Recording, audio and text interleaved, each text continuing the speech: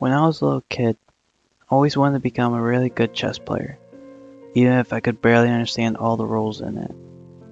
But it just felt like a really good idea. So I took some lessons and started to play. When I was about 7 years old, and I found out that it was pretty fun actually. I still remember when I won my first match against my friend. I was really proud of myself then, but now, after 12 long years, I became a real master in it, so no one could win against me. Even if the opponent knew the game well, I always won. So possibly I can say that my dream became actually true. Actually, I didn't have a lot of friends, only Garrett, my best friend, since I was about 8 years old. I met him after I started playing chess. He played it too. He was just 1 year younger than me, but I didn't care. We played our first match and noticed that we are pretty similar to each other, so we became best friends since that. He was pretty quiet sometimes, but could be really loud too, just like me actually. I didn't speak really much, I just played, and some of my classmates thought that I was a freak, but I didn't care actually. At least I had Garrett, and he had me. But after years passed, he started to become more loud and care less about chess, but not me. Chess was my life, and I could not imagine life without it. Once we even had a fight with Garrett. He said that I'm too much into playing it, but I didn't believe him. He was wrong. We didn't speak for 3 days, but after that, we solved everything and became friends again. When I was about 13 to 14 years old, we fought a lot actually, but that still didn't ruin our friendship. I'm glad for that. And now, when I'm 19, we're still pretty good friends, although Garrett spends most of his time flirting with girls, while I keep playing. I don't know why. Do I even play chess? It just feels so capturing and interesting. But Garrett says that it's really stupid and boring. Sometimes he was really rude to me. It didn't sound like him at all. But this time, it was too much for me. Hey Garrett, what are you doing tonight? I just thought maybe we could play a match after school. You're in? Garrett was standing in the hallway, talking with a girl, while I came from class and asked him, Will, are you nuts? Who the hell cares about your stupid chess? I stopped playing it years ago, and you still don't believe me. Fuck off, freak! I dropped my books. I saw the girl and Garrett laughed and looked maliciously at me. I picked up my books and slowly walked away. And also I heard as he said, The mighty and powerful William Dwight. I couldn't take it. A tear appeared in my corner of my eye as I ran away. That was the moment when our friendship was ruined. Yes, ruined forever. I cried and ran home. I was all wet because of the weather. It was raining outside. I quickly ran upstairs and slammed the door of my room. I'm sure my dad heard it, although he wasn't deaf at all. I dropped my books on the floor and sat on my bed, all in tears. I couldn't believe all this. Why did this happen to me? Was it because of chess? Why did he yell at me? Why was he so upset about the chess theme? Are we friends anymore? No, that's for sure. We shall never be friends again. I heard how Dad came to upstairs. Well, of course, he heard everything. William, is everything fine? Are you okay? He said and opened the door. Leave me alone. I'm okay. We have nothing to talk about. He sat on my bed next to me. Hey, you can tell me everything. Didn't you tell everything to Mom? I mean, before the accident happened? Yes, my mom died in a horrible accident when I was about 14 years old. She was driving to her work on a highway when a truck slipped next to her car and smashed into it.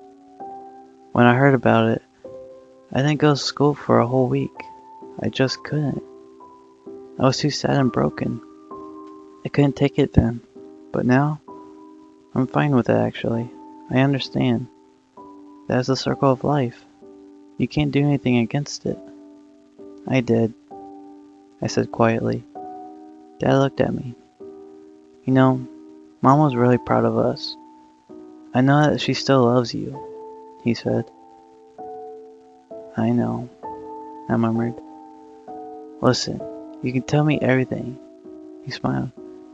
I had a fight with Garrett. He yelled at me and I know I'm 19 and this seems so childish.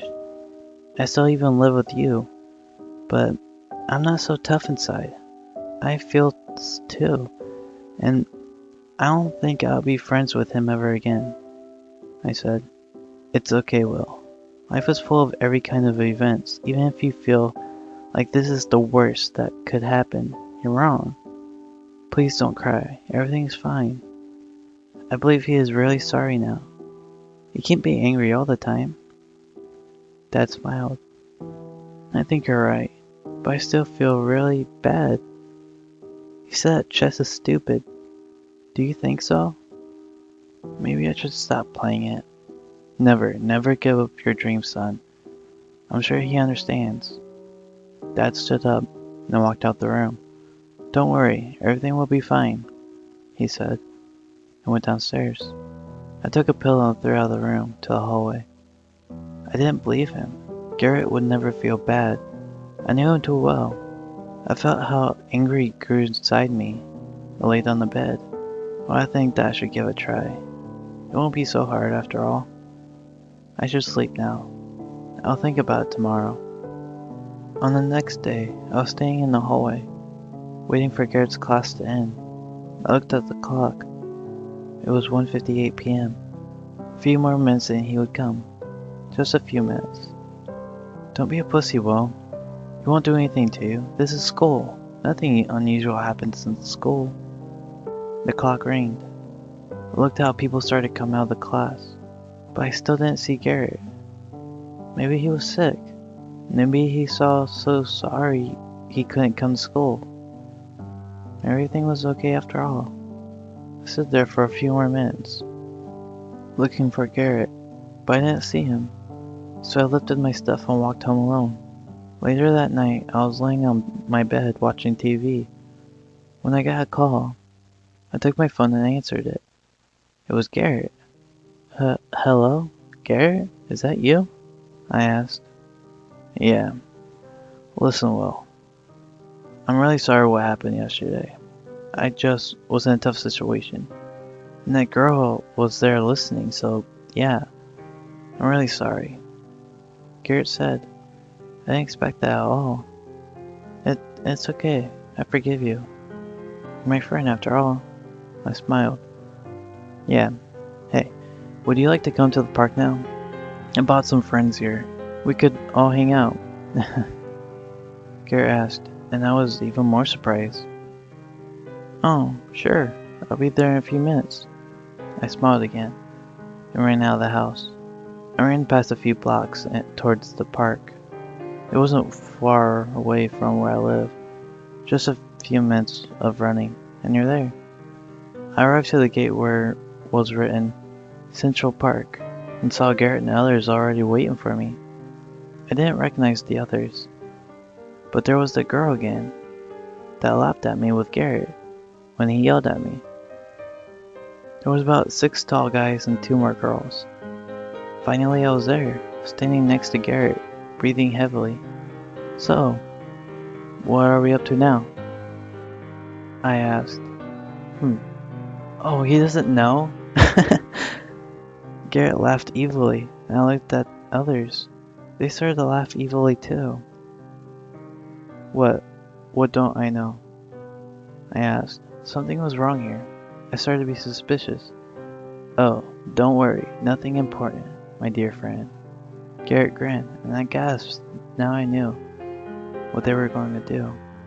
I was ready to run, but one of the tall guys quickly stumbled me and started to kick me while laughing and grinning evilly.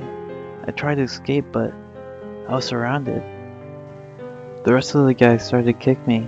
The pain was unbearable. Garrett just stood there, watching while other guys were hurting me almost to death. He didn't even say or do anything. He was just smiling evilly. I started to cough something red. It was blood. My blood. I saw how girls giggled and looked proudly at Garrett, and he looked at them too. That's when I passed out. Hey you. Hey, William, get up. Are you deaf? I said get up. I heard someone shouted. I opened my eyes. Huh? I stood up quickly but realized that was a bad idea. My entire body was hurting. I fell on my knees. I was in the same park, and it was still dark. How long have I been unconscious? A few minutes? A few hours? Well, at least those guys were gone now. Will, are you okay? Someone said, behind me. I turned quickly towards the voice and saw the person.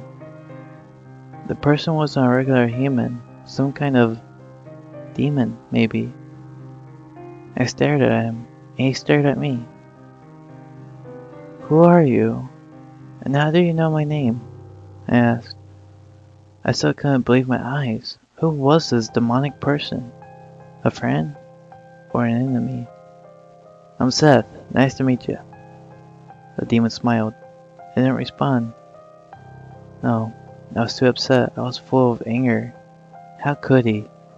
I believed Garrett and he betrayed me. Oh no, he would not just go away. He had to face me. The demon looked at me and smirked. You're mad, aren't you? Well, luckily, I know what will help you, he said. What? How did you? I was stunned. Shh. Everything will be fine, my dear. Just say, do it, and I'll help you. I know what you want. The revenge against him, don't you? The demon grinned. Again. I looked at the ground. Yes, I wanted revenge. I see you like chess, huh?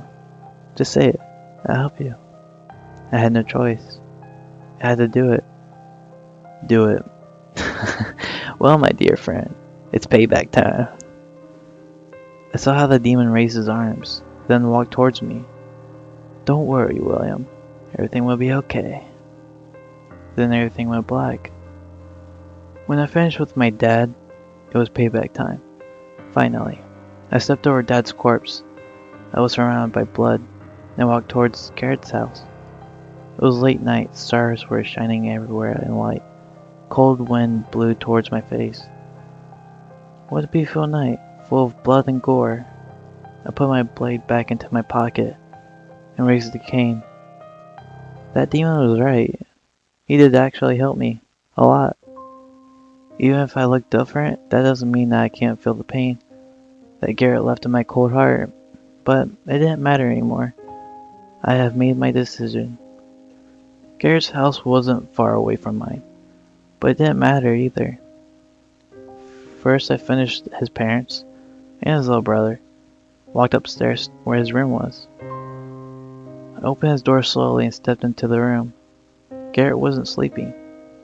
He sat on his bed, stunned, and looked at my eyes wide open. But what do you want? Why did you kill my family? Who are you? He shouted. It made me just grin even more. Oh dear stupid child. Haven't you realized anything yet? Don't you know what you did to me? What I had to go through and feel? I said. William? No. How is it possible? But you're different. You look like you're all black and white. Garrett was horrified. Yes, it is me, Garrett. But you shall call me the chess master. Now, how about a little match, I smirked, took 2 chess pieces out of my pocket, and showed them to him. What? No! I don't want to. Leave me alone. Garrett stood up and slowly backed away from me. I put the chess pieces back to my pocket and took out the blade. I slowly walked towards him. I saw how he looked at my blade, eyes wide open, and then at me. I think you know what I'm going to say now, my friend. I raised my blade. Checkmate.